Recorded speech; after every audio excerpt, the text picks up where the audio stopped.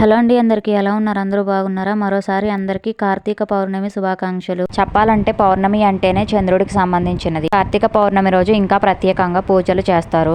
ఈ కార్తీక మాసం నెల రోజులలో కూడా ఏ రోజైనా గానీ 365 ఒత్తులు వెలిగించుకోవచ్చు. మాకైతే కార్తీక పౌర్ణమి రోజు ఇలా చంద్రుడికి కనిపించేలాగా పూజ చేసుకుంటాము గౌరీదేవిని పెట్టుకుని. గౌరీదేవి అంటే తెలుసు కదా, సాక్షాత్తు ఆ పార్వతీదేవినే గౌరీదేవిగా పూజిస్తారు. ఇలా గౌరీ పూజ చేసుకుని గౌరీదేవికి వడపప్పు అలాగే పానకం నైవేద్యంగా పెడతారు. వాటితో పాటు కొంచెం పాల తాలికలు కూడా చేసింది మా అమ్మ.